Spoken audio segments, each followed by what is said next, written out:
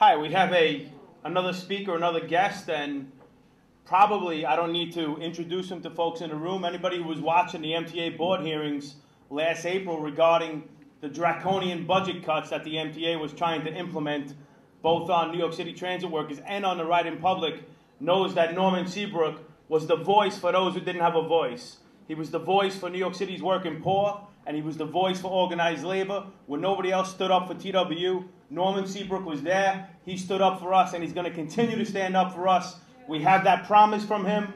I've had a few conversations with him since we won the election, and I have every confidence that we have a strong, strong ally on the MTA board.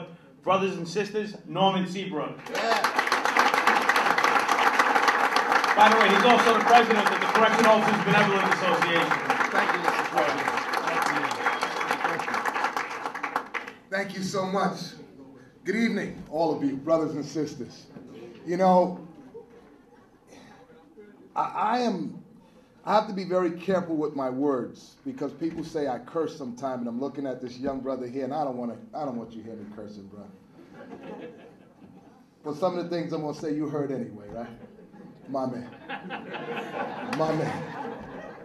You know, today is a significant day, okay? It's the anniversary of the birth of Dr. Martin Luther King, and Dr. King stood for equality. We got a long ways to go. Yes, I heard David talk about we have an African-American president, but he's the president of the United States of America. He's not the president of African-American people.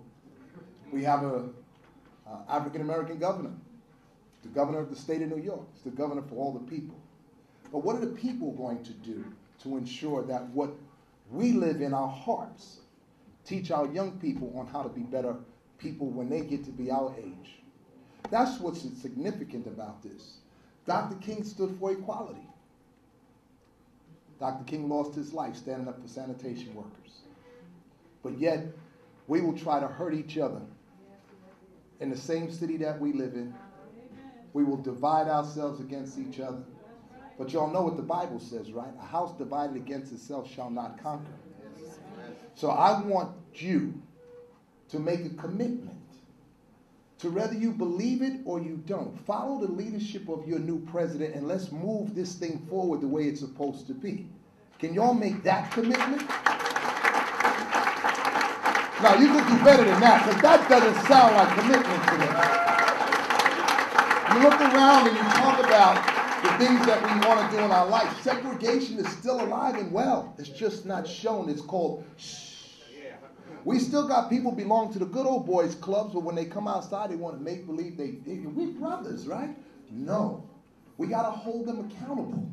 We have to make people accountable. We have to make people show their true colors for what they really, really are. And God knows I sit on that MTA board and I catch hell. They beat me down. I'm supposed to go along to get along. Well, you got the wrong one here, because I don't go along to get along. I do some unpopular things, but it's the righteous things. That child should not have to pay to go to school. He should not have to pay to go to school. So he's going to have to find another way to do this, but it's not on his dime. It's not going to happen. Now, I know what's going to happen. They're going to say, oh, Norman Seabrook got to go. We got to get him off the board. Well, then, if that be God's will, then I'm gone. But I will still speak up for those who can't speak for themselves, because that's what I do as a labor leader. And that's my commitment to John, that we move this thing forward and we keep moving this train forward, because if we stop now, they're just going to keep tearing us apart each chance they get. And we can't allow that. When we sat in a closed-door meeting and they talked about taking the union to court to make sure that they didn't get their contract, I said, you guys are crazy. They went to arbitration. They beat you. They said, shh. I said, no, shh. And some people just go along to get along. But you have to incorporate what you do every day to what Dr. King did for us to be able to be standing here. Because if it wasn't for Dr. King, I certainly wouldn't be the president of the Correctional Officers Union in New York City, and Barack Obama would not be president of the United States of America. But some of us forget that. They forget what King stood for.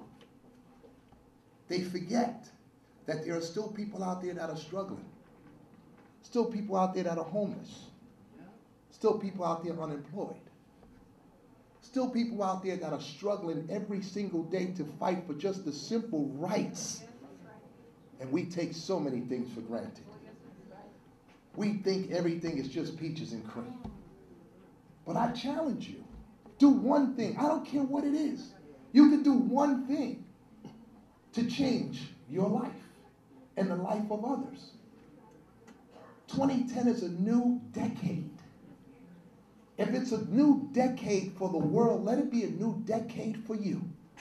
Do something, one thing. Even if it's say good morning every morning to everybody you see, that's going to change something. Yeah, that's real. It's just a small token to move forward. But if we don't, then what do we come here for? We'll be back here next year. We'll be talking about I have a dream. We're talking about he had a dream. And we'll walk out of this door and none of us will have a dream whatsoever. Our head will be stuck in the sand and we'll just go along to get along. We can no longer go along to get along, brothers and sisters. We got to move forward as a team together. Now, I know Mrs. Samuelson is here, and God bless you. The First Lady, give her a round of applause, please. You know what that round of applause is for? You're not going to see your husband much. So give her another round of applause, because she ain't going to see him much. He's going to be out working. And John, I want to say this to you. Sometimes this is a thankless job. But always remember one thing. If you put your trust in God, there's nobody else you got to worry about. Nobody else you got to worry about. And the boys, they're going to grow up. We're going to go home one day, they're going to be in their 20s. It happened to me. My daughter's 22 years old. I go, Jesus, where did the time go? And my wife says to me, you was out taking care of your members. And at the end of the day, my members got a good thing going, and my kids got a good thing going at home too. So little guys, don't feel so bad if daddy's not around all the time.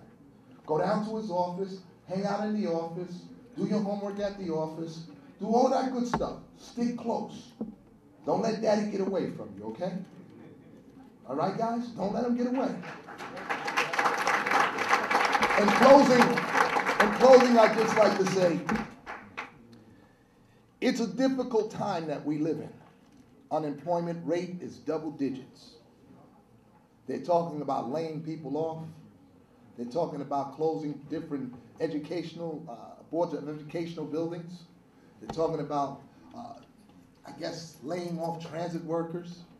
They're talking about downsizing. You're only as good as your last performance. I make this promise to you. I will fight for you every single day. Even if I turn around and there's no one standing there with me, I will keep fighting, because the people in this room is not the representation of everybody in New York City. So I got to fight for those who can't make it here tonight. And I have to fight for those who can't fight for themselves. But you have an obligation yourself. If you don't stand for something, you will fall for anything. God bless you. Thank you, and have a very, very nice year.